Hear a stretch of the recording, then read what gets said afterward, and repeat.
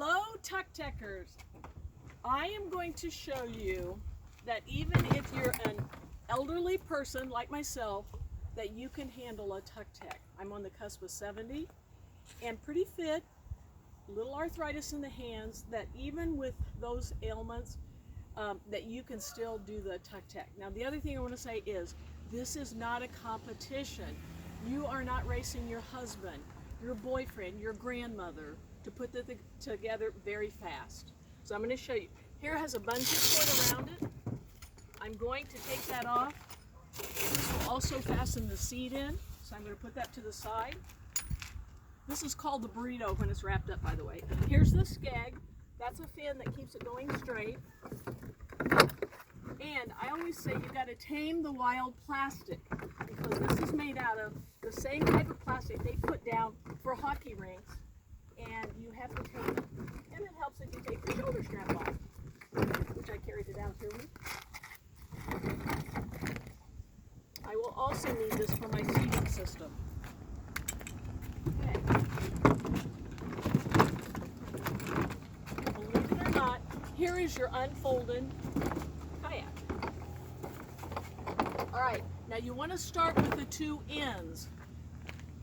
This is the stern part of it where the skeg is. And make sure, like mine's got the little string wrapped around it. I'm going to untangle the string. There we go. And it's got a little crease there. It will want to fold up. Okay, I'm going to show you what to do with that. Put the tab on the J-hook like this, and I push it down to kind of lock it in. Then it wants to fold. Push the point out to make the point of your kayak. I'm using my leg as leverage, so I'm doing it with one hand. Pull the side over, and the clasp goes down inside the slat. And then this part is tricky. This takes a little bit of strength. The big tab goes down. Hold it down with your thumb, swing it around, and I'm going to lock it in there. A lot of you like to lock it here. That's okay, whatever your preference. I'm going to lock it here because it's easier. I go for easy. Cotter pin in. Okay, the stern is finished. I'm going to come up here to the bow, the front of the boat. Same concept. Push it in, fold it. This tab goes under the J-hook, and I push it down just to lock it in. Okay, and it's going to want to fold up. Push it out. I'm going to move over here because I'm going to fold up the point. Push it out like that. Use my leg for leverage. Pull the side over. This goes in the slot. Got to tame that wild plastic. Always be aware that cotter pin goes in. So now the front and the back are finished. And here's this where it's been folded. It wants to bow out, not bow out. And I'm going to bend that. And then I'm going to pull this over, so you pull it towards you. I think it's easier than standing on the other side. And you might have to maneuver this, like push this down. It's plastic, so it's very flexible. And I'm not even going to put the cotter pins on the side. I've never seen them. It's not on my old kayak. So this one goes in. Okay, so that's finished. And if you do, cotter pin can just go in one click. You don't have to push all the way down, just one click. So that side's finished. See how this is bowing up because it's been folded? I'll just push that down, bend it inside, and then I'm going to, see that tab, it was like that. I'm going to bend it over here and make sure it's down below that this little tab so that can swing around. Okay, that's done. One more, just one more clasp. Okay, your boat is together. Now we're going to put some finishing touches on it. Oh, come over here. I want to show you. Sometimes in the folding of it, instead of the skeg will bend because it is plastic. Just bend it back. It's very flexible, and it's out here. We're above 70 degrees, and that's the optimal temperature for putting your boat together. All right, this was around the burrito when it was folded.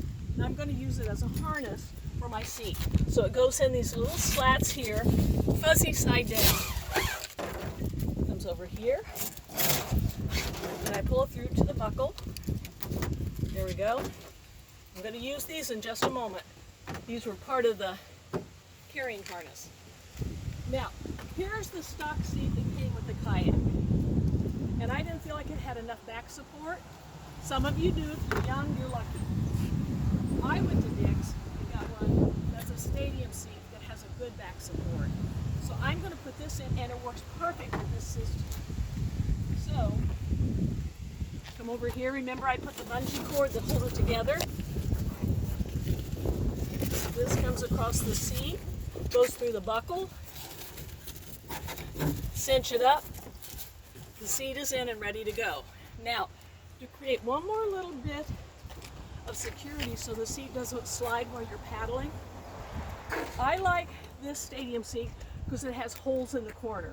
So I'm going to put the strap through the holes, snap it to the carrying strap, and then I'm going to put it through this hole. Got some fishermen here, so you might hear some conversation. And that goes in here, and then it gets tightened up by the person in the seat. And these straps keep it from sliding backwards when you're pushing on the foot bar. Now, the side foams, you gotta be careful. That wild plastic can reach up and try to trip you up. All right, I just took some pool noodles because I like to put my legs up and relax while I'm paddling. And just cut them measured, cut slats in them. A utility knife works beautifully. These on the edges. So when you put your legs up, or if you're paddling with a beloved dog or child, they can sit in here and have padding and not get cut on the raw edges. Along with that same thing, I've got garden gloves that have little rubber knobs on it, and it makes it perfect for carrying it down if you have to carry it a little ways to get to the water, because this is a good way to grip it, because these raw edges are kind of sharp. So that's a little tip, is gardening gloves.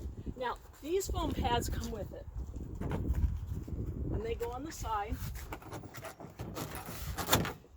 and they get bungeed on, which is also, these bungee cords are a good place that you can clip a waterproof camera bag or phone bag or something with it.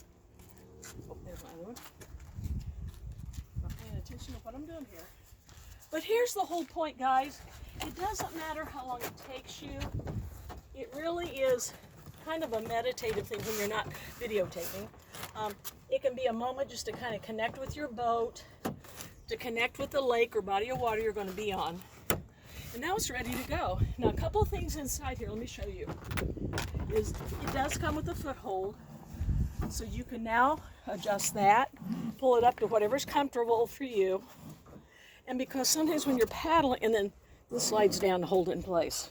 And then on the side is a little string you pull up, because it pulls up the skeg until you get in the water. When you get in the water, drop it. And that skeg will keep your boat from going right or left, okay? Getting out, one last little thing that will help is I just put my hands on the side.